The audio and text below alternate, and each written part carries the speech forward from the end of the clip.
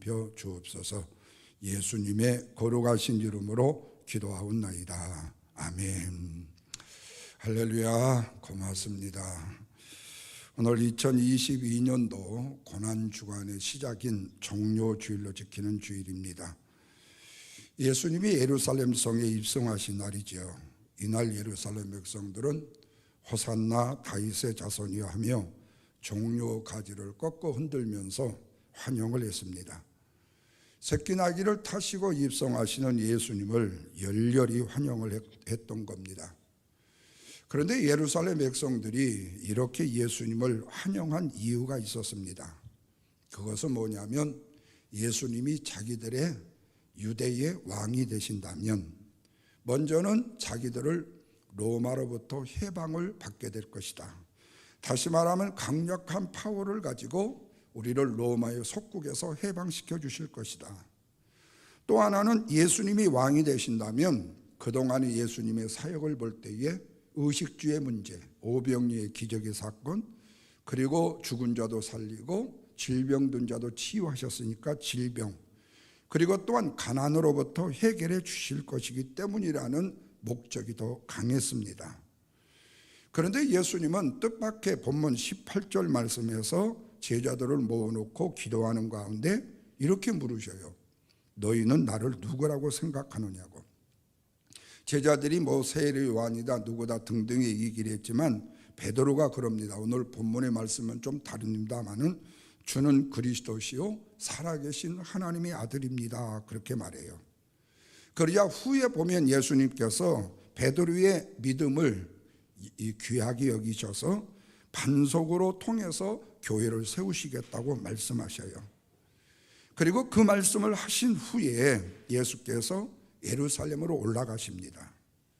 그리고 동족들에게 버림을 받으셔서 십자가를 지시고 죽으실 것을 예고하신 말씀을 하십니다. 그리고 그 말씀을 하신 후에 23절에 보면 제자들에게 뭐라고 말씀하시냐면 아무든지 나를 따라오기 위해서는 제 십자가를 지고 나를 따라야 된다라고 말씀을 하셔요. 여러분, 여기서 교회를 이루는 성도들에게 우리 예수님께서 요청하시는 것이 있습니다. 그것은 뭐냐? 진실로 나를 따르기 위해서는 각자의 십자가를 져야만이 나를 따를 수 있다고 말씀하시는 거예요. 그런데 여기에 십자가를 각자 진다라는 이 말은 내 육신의 생명까지라도 포기해야 하는 일이라는 말씀입니다. 그럼에도 불구하고 예수 그리스도께서 지신 십자가를 나도 질 수 있다면 예수님을 따르고자 하는 그 이유 가운데 바로 가장 큰 이유가 뭐냐? 우리의 목숨을 위해서라는 겁니다. 내 목숨을 위해서 제 십자가를 지고 예수님을 따를 때에 내 목숨이 뭘 얻을 수 있다고요? 영생을 얻을 수 있다는 사실입니다. 또한 십자가의 고난과 육신의 죽음보다도 더 중요한 것이 뭐냐? 바로 영생이라는 사실입니다. 그래서 예수님은 당신의 제자들이 이 영생을 얻기를 그렇게 원하셨던 거예요. 그런데 우리는 예수님이 말씀하신 이 목숨이라는 것을 생각할 때에 목숨을 우리는 이거예요. 그러니까 육신적인 생명, 목숨만을 생각하기가 쉽습니다. 그러나 예수님이 말씀하신 목숨은 오늘 우리가 인간적으로 생각하는 생명보다도 더 중요한 육신의 생명 이후에 있을 영원한 생명을 말씀하신다는 거예요. 우리가 죽음 이후에 하나님의 나라에 들어가서 살아가야 될 영원한 생명이 바로 예수님께서 우리에게 말씀하시는 생명이라는 사실이죠. 왜냐하면 죄인된 인간은 스스로 영생할 수가 없습니다. 그런데 예수님께서 십자가의 죽으심으로 죄의 값을 지불함으로 죄인된 우리들이 영생을 누릴 수 있도록 영원한 영생을 쟁취해내신 거예요. 그렇다면 우리가 예수를 믿는다 해서 자동적으로 우리가 그 영생을 누릴 수 있느냐? 오늘 말씀에 보면 한 가지 조건이 붙는 것 같은 이유가 있어요. 그게 뭐냐면 제 십자가를 지고 예수님을 따르는 자만이 영생을 얻을 수 있다라고 말씀해요. 그렇다면 이 말씀은 영생을 얻기 위해서는 먼저 우리의 목숨을 내놓아야 된다는 말이 됩니다. 근데 문제는 그거예요. 죽었는데 어떻게 우리가 영원한 생명을 얻을 수 있느냐는 거예요. 그런데 오늘 주님은 바로 그 생명을 죽임으로 인하여서 지는 싸움을 통해서 결국에는 이기셨다고 말씀하고 있어요. 여러분, 바로 이것이 기독교의 논리의 지혜입니다. 그래서 오늘 이 시간에는 주님이 지신 그 영적인 싸움으로 이루신 그 구원을 생각해 보면서 진정한 이김이라는 것은 무엇을 목적으로 해야 되는가, 두 가지로 생각해 보려고 합니다. 첫째는요, 지는 싸움으로요 하나됨의 목적을 이룰 수 있기 때문에 그래요. 여러분, 세상적으로 저야 이깁니다 라는 말을 하면요 세상 사람들이 다 웃어요. 아니, 지는데 어떻게 이겨? 말이 되는 얘기를 해야지. 왜? 사람의 상식과 이성으로는요 이해가 안 되기 때문에 그렇습니다. 그런데 신앙 안에서는요 져야 이기는 싸움이 있고요, 이기면 지는 싸움이 있습니다. 바로 이 싸움이 오늘 본문의 24절입니다. 보십시오. 뭐라고 그랬죠? 누구든지 제 목숨을 구원코자 하면 잃을 것이요, 누구든지 나를 위하여 제 목숨을 잃으면 뭐하리라고요? 구원하리라고요. 참 신기하죠? 우리가 예수님을 따른다라는 것은요 예수님을 위해서 내 목숨을 잃어버리고 그리스도의 삶을 살아가는 것이 사는 길이다, 이렇게 말씀해요. 그래서 예수님은 누구든지 제 목숨을 구원코자 하면 뭐 한다고요? 잃어버릴 것이요. 다시 말하면 자기 목숨을 살기 위해서 버둥버둥하면 잃어버린다는 말입니다. 그러나 누구든지 예수님을 위해서 내 목숨을 잃어버리면 구원을 받으리라, 그렇게 말씀해요. 다시 말하면 예수님을 위해서 내 목숨을 드릴 수 있어야 된다, 그 말이죠. 그런데 저나 여러분이나 오늘날 세상의 사람들의 관심은 뭘죠? 내 목숨도 잃지 않고 내가 큰 성공, 그리고 내가 바라는 모든 일들을 이루는, 유지하는 일이에요. 그런데 예수님은 자기의 목숨을 구원코자 하면 도리어 영생을 얻지 못하고 도리어 예수님을 위해서 제 목숨을 잃을 때 구원을 얻는다고 말씀하신다는 거예요. 여기서 여러분, 우리가 오해해서는 안 되는 것이 있습니다. 그것은 예수님을 위해서 내 목숨을 잃어버린다라는 것은, 내가 진다라는 것은 바로 예수님을 위해서 순교할 각오를 네가 해라가 아니에요. 바로 이것이 예수님을 위해서 내 삶을 살아간다는 것이고, 이것이 저주므로 사는 구원받은 자의 삶이라는 사실이에요. 그러니까 우리가 주님을 위해서 내 목숨 버리겠습니다, 내가 그냥 생명을 뚝 끊고 그러면 내가 주님을 위해서 죽었으니까 내가 살 겁니다, 이런 무자비한 게 아니라는 거예요. 내가 주님의 삶을 살아드리는 것, 다시 말하면 내 인간의 정욕과 욕심과 욕망을 내려놓고 예수님이 원하시는 자비와 긍휼의 은혜의 삶을 살아드리는 것이 바로 내가 지는 것이고 내가 죽는 싸움을 싸우는 것이라는 거예요. 근데 여러분, 사실이요, 죽는다라는 것은요 어려운 일이에요. 그런데 오늘날 세상에 보면 우리 대한민국은 세계에서 자살 1위입니다. 아직까지도 OECD에서 1등이고요. 그러면 그렇게 어려운 자살을 왜 어떻게 그렇게 쉽게 하냐니까, 많은 사람들이. 근데 여러분, 죽는다라는 것은요 순식간에 결정되는 자기결정이기 때문에요 엄청나게 쉬울 수도 있어요. 순간 깜빡 잘못하면 죽어요. 순간 깜빡 잘못하면요. 그런데 내 자신의 자아를 내가 살아가면서 내려놓고 주님의 말씀에 나를 포기하며 살아간다는 삶은요 겁나게 어렵습니다. 왜요? 굴욕도 있고요, 창피도 있고요, 다른 사람의 야비, 조롱, 조소가 있고요. 그거 견딘다는 게 더 힘들어요. 그래서 죽기보다 힘든 것이다 그래요. 그래서 욥의 고백을 봐도 차라리 죽는 것이 낫다는 거예요. 저 세 친구의 나를 위해서 위한다는 말이 전부 나를 정죄하고 판단하고 나를 아주 그냥 야비한 인간으로 만드는 거예요. 그러니 죽고 싶죠. 그런데 그 죽음을 내가 생명을 해야지 않는 한 주님이 내 생명을 안 거두고 하신다는 거예요. 그러면 이 말은 뭐냐? 견디라는 거예요. 그래서 욥은 견딜 수 있었던 거죠. 내가 내 생명을 바쳐야 되는, 예수님도 자신의 목숨을 잃으셨다는 말씀과 동일해요. 누구를 위해서 이루셨죠? 바로 저와 여러분, 우리를 위해서 이루셨잖아요. 죄인을 위해서 십자가에 죽으셨잖아요.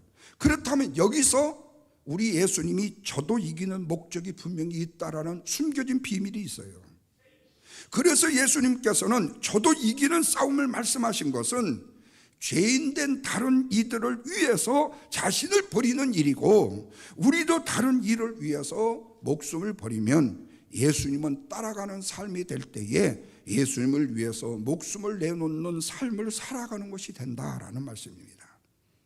그래서 예수님께서는 말씀을 따라 자기를 부인하고 살아가는 삶이 고귀한 삶임에도 불구하고 세상 사람들의 보기에는 너무 어리석고 바보같이 보인다고 말하래요. 그래도 예수님은 당신을 따르는 것이 부끄럽게 여겨지고 주저하기도 하지만 담대하게 살아가기를 원하신다는 겁니다. 그래서 예수님은 26절 보십시오. 뭐라고 그러죠? 누구든지 나와 내 말을 부끄러워하면 인자도 자기와 아버지와 거룩한 천사들의 영광으로 올 때에 그 사람을 뭐하리라고요? 부끄러워하리라고 말씀합니다. 사람들은 예수님이 십자가를 지실 때에도요, 예수님을 보면서 조롱조소를 했습니다.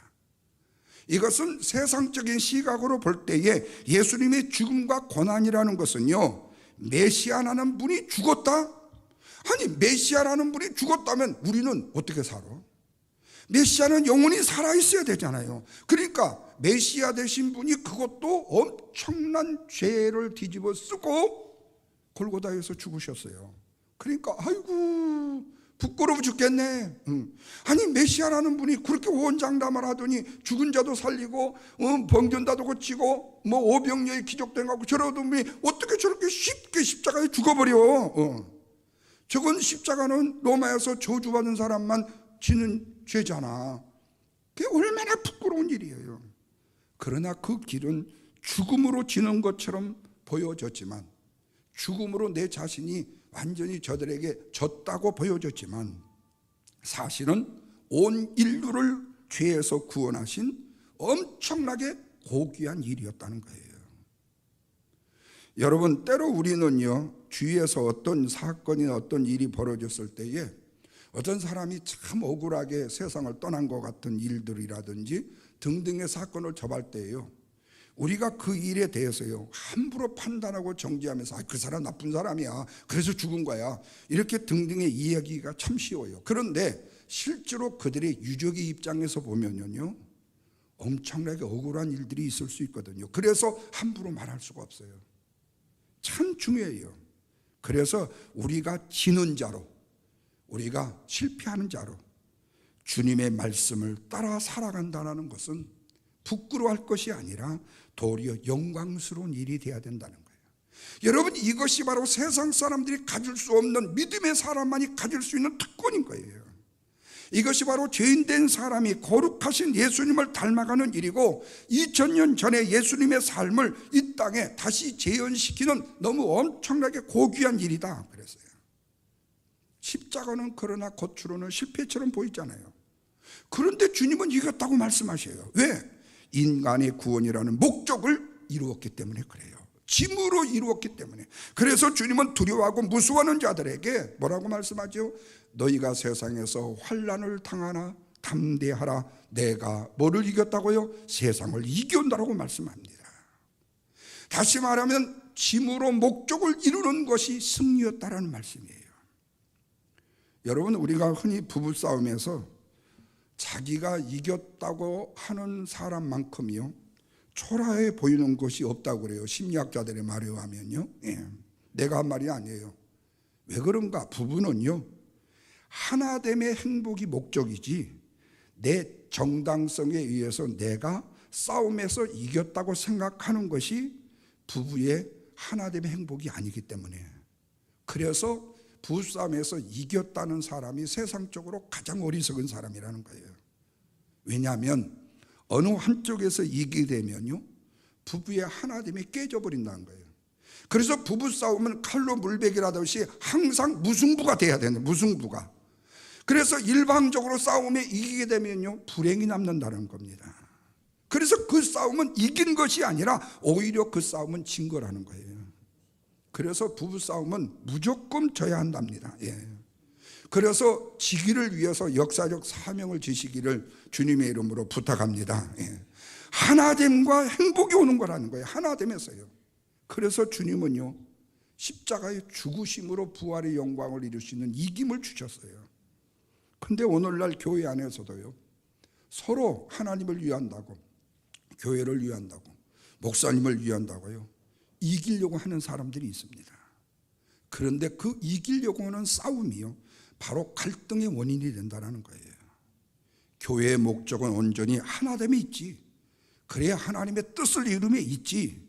그래서 져야 이루어지는 것이고 죽어야 뜻이 이루어지는 것이다. 다시 말하면 지는 목적을 이룰 수 있다라는 승리의 비결이죠. 그래서 예수님은 누구든지 나를 위해서 제 목숨을 잃으면 구원하니라고 말씀을 하셨어요. 지는 것이 영원한 승리를 이루는 것이라고 말씀하고 있습니다. 바라기는 저와 여러분, 우리의 가정과 우리의 교회의 하나됨을 위해서 지는 연습을 열심으로 하셔서 주님의 선하신 목적을 이루는 금주 한 주간이 되시기를 주님의 이름으로 축원합니다. 마지막 두 번째로는요, 지는 싸움으로 인해서요, 뭘 얻을 수 있느냐? 동행의 목적을 이룰 수 있다는 거예요. 25절입니다. 사람이 만일 온 천하를 얻고도 뭐를요? 자기를 잃든지 빼앗기든지 하면 무엇이 유익하리요라고 질문을 해요. 내 십자가를 지고 예수님을 따르는 것이 주님과 동행하는 일이기 때문이라는 거예요. 그래서 예수님은 온 천하를 얻고도 자신을 잃어버리면 아무런 유익이 없다고 그래요. 그런데 사람들은요, 자신을 잃어버린 일이 있다 할지라도요, 온 천하를 얻고 싶은 욕망과 욕심, 그 성향을 가지고 있다는 거예요. 그러니까 여러분 보십시오. 악한 일을 하는 사람은요, 반드시 어디에 가야지요? 제일 감옥에 가야 돼요. 그런데 악한 일을 하고도요, 나는 피할 수 있다고 생각하는가 봐요. 왜? 외국으로 탈북선을 타고 가든지 외국으로 무슨 밀항선을 타고 와서 살겠다고요. 근데 외국에 가서 도망치면 그 사람이 사느냐? 그게 아니거든요. 그런데 인간은 내 자신을 다른 것을 잃어버리는 한이 있더라도, 몇 년 후에 몇십 년 후에 잃어버리는 한이 있더라도 온 천하를 지금 내가 얻어야 직성이 풀리는 경계라는 거예요. 근데 그게 바로 뭐지요? 신실한 신앙의 사람은 절대 그럴 수 없지요. 사탄이 뭐하기 때문에요? 그를 붙잡고 있기 때문에요. 야, 네가 지금 대통령이잖아. 네가 어떤 사람 감방에 팍 집어넣어도 되잖아. 그리고 그 잘못했던 거 아니라고 우기면 되잖아. 양심의 화인을 맞아버려요. 그래서 사람들은 온 천하를 얻는 것을 가장 큰 유익으로 생각하며 사는 겁니다. 그래서 역사적으로 전쟁의 역사를 보면요, 영토 확장을 위해서 지금 우크라이나 러시아 전쟁을 보잖아요. 자신의 열정을 끝까지 바치려고 하는 사람들이 등장하잖아요. 그런데 오늘날에도 마찬가지 아니에요? 온 천하를 얻으려는 욕망들은 변함이 없어요. 더 많은 것을 소유하겠다는 것을 내 자신의 크나큰 유익으로 생각하고 열심히 수고한다는 거예요. 심지어는 세계적인 인기와 명성을 얻기 위해서 힘껏 애를 쓰는 사람들, 이것에 삶의 목적을 두고 살아가는 사람들도 있잖아요. 그래서 우리 대한민국 뉴스를 보면요, 참 늘 신기하게 거의 몇 개월마다 한 번씩 듣는 이 최대 공급이 있어요. 머스트가 있어요. 세계 최초로 그래요. 세계 최초로. 그런데 이번에는 팬데믹 이후에 세계 최초로 엔데믹의 나라가 됐답니다. 여러분, 이게 말이 되는 얘기예요. 왜 이게 세계 최초요? 이미 수많은 나라는 다 하고 있는데 엔데믹이. 이것이 무슨 자랑거리입니까? 그러니까 어떤 의미에서 보면요, 내가 수준이 너무 높아서 그러는지 그들이 수준이 낮아가지고 그 말에 와 그래서 그러는 건지 그건 모르겠습니다만은 죄송한 표현이에요. 근데 참 부끄럽습니다. 예수님께서 말씀하셔요. 이러한 모든 것을 다 얻고도 네 자신을 잃어버리고 살면 무엇이 유익하겠냐고요. 아니, 감방에 가서 평생을 살 사람이 뭘로 대통령을 해요? 차라리 어떤 집안은요, 자기 집안 가문에서 호적을 파버린다고 그러잖아요. 옛날에 노 선생, 전 선생 그런 분들은 그런 얘기가 있었잖아요. 진짜 파놨는지 안 났는지도 모르겠지만 어쨌든요, 그것이 됨으로 인해서 그 인생은 불행해지고 그 가정은 피폐해져 버렸다는 거예요. 차라리 안 오고 말지. 그래서 저도 대통령 하라고 안 해요. 예. 왜요? 혹시 비리가 많아갖고 잡혀갈까 봐서. 그래서 예수님의 말씀은요, 온 천하를 얻는 것보다 더 중요한 것이 내 자신을 잃지 않고 주님과 동행하는 것이라고 말씀한다는 거예요. 마태복음 4장에 보면 예수님께서 온 천하를 주시겠다고 제안하는 존재의 제안을 받습니다. 청탁을 받습니다. 사탄 마귀죠. 마귀는 예수님을 지극히 높은 산으로 데리고 갑니다. 그리고는 만천하 영광을 다 보여주면서 만일 네가 나한테 엎드려 경배하면 이 모든 것을 내가 너에게 주리라고 말씀하잖아요. 보통 사람들이라면 온 천하를 얻는 일이니까 대단한 일처럼 생각되겠지만 예수님은 마귀를 향해서 말씀하잖아요. 사단은 물러가라, 기록되었으되 주 너의 하나님만 경배하고 다만 그를 섬기라 하였느니라. 단호하게 세상적인 이김을 배격해 버리시잖아요. 여기서 우리에게 중요한 교훈이 뭐예요? 예수님은요, 마귀가 온 천하를 준다고 유혹을 했지만 온 천하를 얻는 것보다도 내 자신을 잃지 않는 것이 더 가치 있다는 사실을 말씀으로 대변해 주셨다는 거예요. 진정한 천하를 얻기 위해서는 마귀를 경배할 것이 아니라 온 천하를 설령 얻는지 못하다 할지라도 하나님을 경배하는 것이 하나님의 아들로서의 최선을 다하여 지키는 일이라는 거예요. 근데 마귀가 하는 일은 뭐예요? 우리의 존재의 가치를 왜곡시키잖아요. 사람들이 자기 자신의 원리의 가치 동행을 추구하면서 살아가지 못하도록 우리의 원리의 가치를 빼앗아버리는 거예요. 그래서 여러분, 부정한 일을 저지르면요, 꼭 배우에 왜 저분이 저러지? 이런 거잖아요. 그래서 하나님께서는 사람을 하나님의 존귀하신 형상을 따라서 하나님의 형상을 닮은 하나님의 자녀로 만드셨는데, 그로 인하여 오직 하나님만 경배하게 하고 하나님과 교제하는 삶을 살 수 있도록 만드셨는데, 이것이 바로 하나님이 동행의 목적으로 우리에게 주셨는데 마귀는 우리의 원래 하나님과의 동행의 모습을 파괴시키도록, 상실하도록 끊임없이 나아가고 유혹을 한다는 거예요. 그런데 여러분, 이런 역사가 예수님의 처음 역사는 아니잖아요. 먼저 에덴의 동산에서 마귀는 아담과 하와를 유혹했잖아요. 하나님을 경배하며 살아야 하는 아담과 하와에게 접근을 했습니다. 그러면서 선악과를 따먹으면 하나님같이 될 것이라고 유혹을 합니다. 그러자 아담과 하와는 하나님께로 지음받은 원래 모습을 따먹음으로 뺏겨버리잖아요. 그런데 오늘날도 마귀는 그래요. 온 천하를 다 주겠대요. 네가 원하는 걸 다 주겠대요. 부귀영화를 다 주겠대요. 그러니까 신앙을 포기해라, 쉼없이 유혹을 하는 겁니다. 심지어는 궁극적으로 마귀의 종이 되게 만들어버린다는 겁니다. 그러다 보니까 사람들은 세상에 있는 어떤 것들을 얻었을지도 모르겠지만 정작 자기 자신을 누구인지를 모르는 가운데서 자기의 내적인 영적 존재를 상실해가고 살아가고 있다는 거예요. 그러니까 복을 많이 받았다는 것으로 상쇄해버리는 거죠. 그러나 예수님께서는 오늘날 살아가는 신앙인들이 가장 추구해야 될 진정한 유익은 뭐냐? 온 천하를 얻는 것이 아니라고 말씀을 해요. 진정한 유익은 뭐냐? 하나님께서 우리를 만드신 본래 목적을 추구하며 우리의 자신의 회복에 있다라고 말씀하신다는 거예요. 그런데 오늘날 우리 주위를 보시면 세상에 따라갈 것들이 너무 많잖아요. 나를 풍요롭게 만들어준다고, 건강하게 만들어준다고, 그래서 보조식품들이 얼마나 많이 나와요. 그래서 어떤 분이 보니까 15가지, 심하면 27가지 보조식품을 잡순대요. 아마 그런 분들이 한 2000년은 사실까? 예. 그런데 죄송하지만 새벽에도 말씀을 드렸죠. 하나님의 생명박동 끝이라 하면요, 그 건강한 세포를 가지고도요 관에 누우셔야 되고요, 그리고 그 엄청난 기운도요 쓸 수가 없이 그냥 그대로 다 사장되고 말지요. 그런데 마귀는 자꾸 그래요. 그것이 유익하다고요. 그 건강을 만들고 내가 원하는 것을 이루어 줄 만한 것들이 우리 주위에 얼마나 많이 있어 우리를 유혹한지 몰라요. 이렇게 세상의 사람들은 그것이 유익하다면서 그것을 따라서 살지만은 예수 믿는 사람들은 어째죠? 예수를 따라가야지 그걸 따라갈 수가 없잖아요. 예수님을 따라갈 때 우리의 원래의 모습으로 주님과의 영적인 동행을 회복할 수 있기 때문에 그렇죠. 그래야 저와 여러분은 그 회복된 모습을 가지고 영원히 주님과 영생 복락을 누릴 수 있는 거죠.